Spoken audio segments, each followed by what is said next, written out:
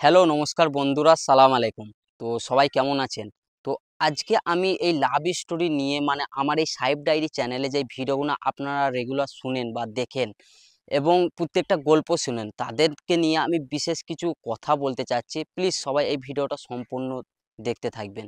তো রেগুলার যারা আমার এই চ্যানেলে ভিডিও দেখেন, একটা জিনিস আপনারা লক্ষ্য করেছেন যে যেই ভিডিওটা 20 মিনিট দিয়ে একবার 10 মিনিট করে দিই, একবার 15 মিনিট করে দিই, আবার কোনো নায়ক নায়িকা চেঞ্জ করে দিই। তো এইসব কেন হয়, কি কারণে হয়, কেন করি, সব কিছু প্রশ্নর অ্যান্সার কিন্তু এই ভিডিওটাই পেয়ে যাবেন। তো প্রথমে আমি বলি যে হঠাৎ করে 20 মিনিট দিতে দিতে, 25 মিনিট দিতে দিতে 10 মিনিট 15 মিনিট কেন হয়ে যায়। তো প্রথমে একটা কথা ক্লিয়ার করে দিই, এই যে যাদের ভয়েস আপনারা শুনেন না, যেমনি সোনালিকা বলুন, নয়নিকা বলুন, হিমু, তামিম, আরও বাকি যেসব আছে তাদের কথা বলছি।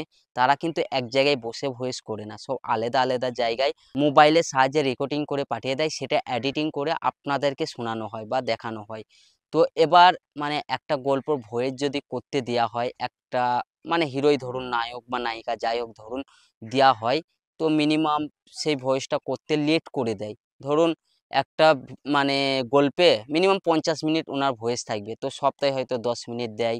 তো 10 মিনিট যদি একটা গল্প চালানো হয়, সপ্তাহে ডেলি একটা করে গল্প দেওয়া হয়, তাহলে সেই ভয়েসটা শেষ হয়ে যায়।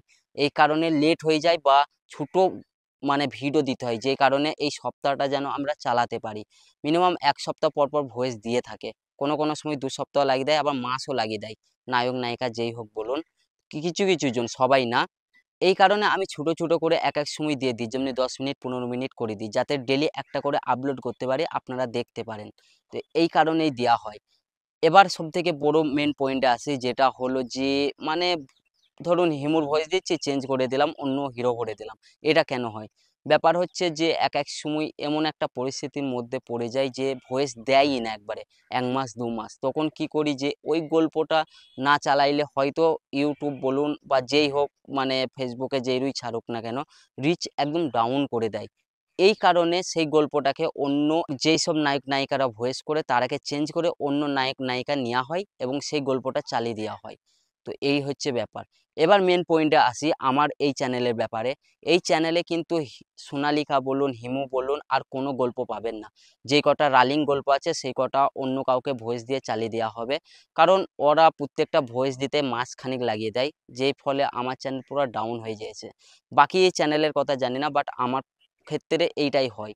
তো আমি এটা একবারে ক্লিয়ার করে দিচ্ছি, হিমুরও ভয়েস আসবে না, সোনালিকারও আসবে না।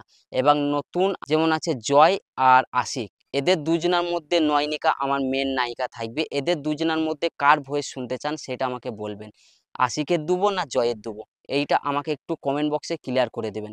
আর হিমুর কথা বা শামিমের কথা কিংবা আরও যে সোনালিকার কথা, ওইসব কথা কোনো আমি শুনতে চাই না। জাস্ট আমি এইটা শুনতে চাই যে নয়নিকার সাথে কার দেবো, আশিকের দেবো না জয়ের দেবো, এটা আমাকে কমেন্ট বক্সে জানাবেন। সবাইকে অনেক ধন্যবাদ এই ভিডিওটা সম্পূর্ণ দেখার জন্যে। আশা করছি আপনারা আপনাদের মতামত কমেন্ট বক্সে জানাবেন। তো ধন্যবাদ সবাইকে। তো নতুন গল্প খুব তাড়াতাড়ি আসছে, কার দেবো, হিরোটা কাকে দেবো সেটা জাস্ট আমাকে জানিয়ে দেবেন, আশিক দেবো না জয়ের দেবো। ধন্যবাদ, সবাই ভালো থাকবেন।